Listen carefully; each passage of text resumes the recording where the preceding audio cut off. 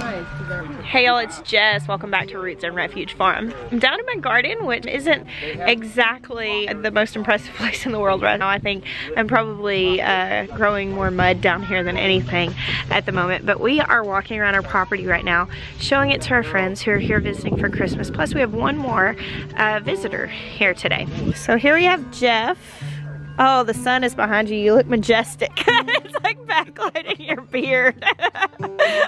Oh, no. Jeff has a YouTube channel called Bobblehead Homestead, and he is a fellow Arkansan, so he came down here to visit with us. Yes, thanks for inviting me. This Absolutely. Is great to see your gardens and this wonderful area. Thank you so much. So will you tell my viewers a little bit about your channel, like what you're doing there at your place? Yeah, I just moved to Arkansas a year ago, last October. I have 3 acres. It was $5,000.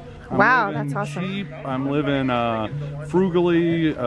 Chickens. I'm breeding chickens. Grew some flowers, and I'm just getting started. So awesome. So y'all go make sure you go give him a follow and check out his channel. So I'm just showing everybody my garden. It's kind of a little hard for me whenever people come visit, like for the first time, and it's the dead of the winter, because I love my garden so much. Whenever it's like full and beautiful, and so now it's just like, yeah, here's my garden. I'm growing cattle panels. So here we have Ethan and Sarah. Their channel is 180 degrees from average. Of course, you guys have met them on like our live stream and seen them in their other videos. They came down from Minnesota. That's right. To spend Christmas with us. What do you tell us briefly about your channel for the people who are going to watch this vlog? Yeah, sure. We're from Minnesota. We bought the farm from my family that's been in our family for 120 years, and we're just slowly putting it back into service. So it's awesome. Yeah, very exciting. Right now we're going to be doing the rest of this winter a lot of work on the old farmhouse, fixing it up, because we are moving in there in April, whether it's done or not. So. Oh goodness. Adventure. So if you guys have not followed them already after seeing them on our other videos, make sure you do that. And here is Miss Holler and Mr. Holler. So Meg and Ben are here visiting us. Their channel is called The Holler Homestead. Really briefly, would you tell my viewers a little bit about what's going on? We got them on the tail end of their adventure. Yes. So we've been traveling for the past 9.5 months, almost 10 months to find our forever homestead. So we left California, sold our house, sold everything, and we've been traveling. Yep. Just having a blast. Looking for our forever homestead. Yeah. Yes. So I like to think that Roots and Refuge kind of got to be the period at the end of your travels. It's so awesome it's been awesome having them, and I know that you guys have seen a lot of them already in the last few videos, but if you haven't gone and subscribed already, make sure you check out their channel. Look at these children playing in the mud. Like they're not farm kids that get to do this whenever they want. I guess other farm kids being around makes it better. Yeah. So check this out. Little baby cabbage heads. They're coming along. Ezra, you're pretty dressed up for the garden. You know? What's up with that? Your mud water is so deep. My mud water's so deep. It is. This side of the garden does not drain well. Careful, you're about to poke Jojo in the face. We have been hanging out at the house with the Hollers and with Ethan and Sarah from 180 degrees from average. 14 kids between the 3 families. They've done awesome. They've been so good. Yesterday rained all day, so that was a little bit more difficult because they couldn't go outside. But now we're back outside getting some fresh air. It's just a little muddy. My kale is looking pretty good too. It tastes so good. So things grow a lot slower in the winter, but stuff like kale gets so much sweeter. Nothing compares to the flavor of kale in the winter. It's just so good. When you grow it in the warm weather, it honestly just doesn't even compare once you've had like frost-kissed kale. Actually, a lot of greens are like that. And we pulled some carrots the other day. They were so good. They were a little on the small side, smaller than I would have liked, but we were a little late planting them and they were a little crowded. But man, the flavor was out of this world. So good. We did. Y'all like it? Why didn't you wear your boots? Is that good? Look at the kids playing down there.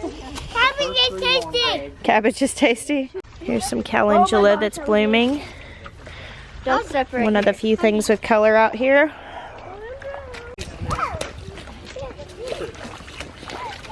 Oh, Benjamin.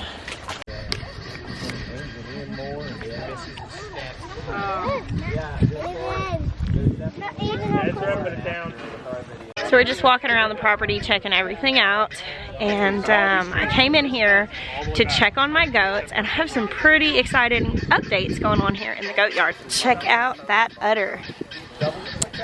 So Maggie is starting to get an udder and Nestle is starting to get an udder. I actually came out here the other day and noticed just the tiniest bit of uddering up on Maggie, and I thought, man, she's doing that really early. She's not due till January.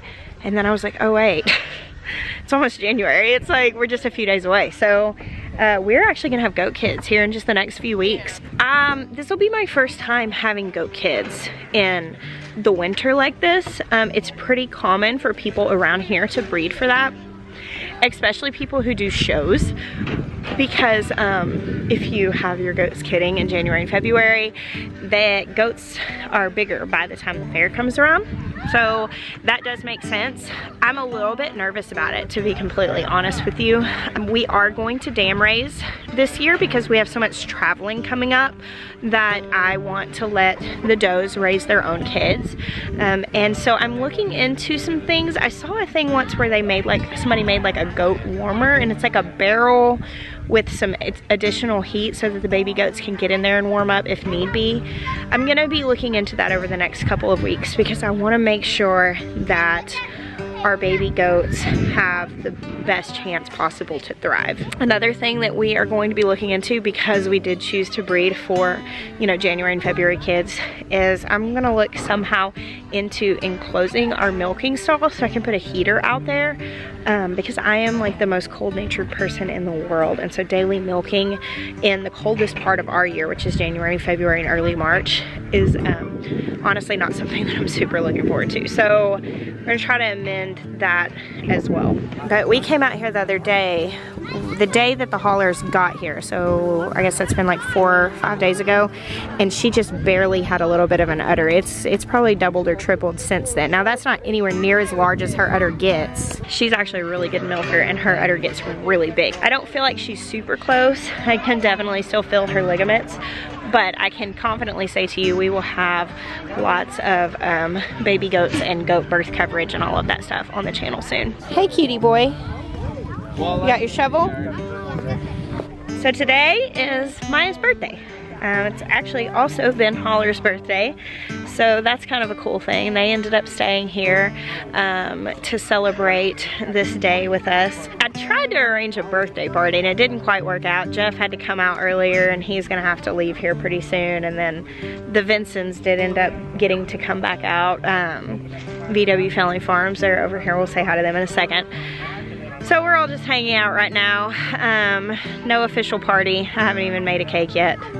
But I am so happy today to celebrate that Sweet Maya was born. How does it feel to be 34, Sweet Maya? Yeah, happy birthday. I feel like I'm really coming into my rugged good looks. It gets better with age, right? What about you, Ben? 33, how's it treating you? About the same as 32. More up It's been a good 12 hours or however long it's been. So y'all are trying to fix this watering barrel. Yeah. Ben said, I was going to bring you something for your birthday. I was going to bring you one of those nipple waters, but I saw you already had some. I was like, hey, instead of that for my birthday, can you help me fix the one that won't stop leaking? Every time Ben comes over, Jeremiah's like, hey, can you help me? Because you're a real farmer.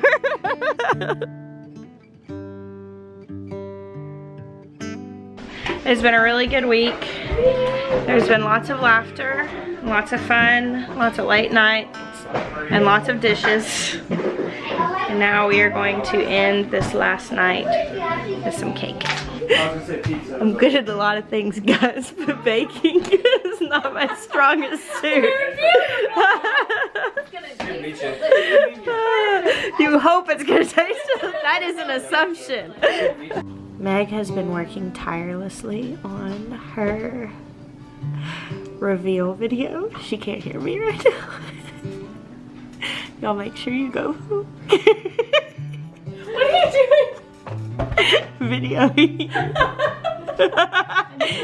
You are in the zone. I'm like 30 seconds from the end, so let me be. I think the goal is for that video to go live on New Year's Day, where the haulers will be announcing where they're going to be settling down and, you know, making their forever homestead.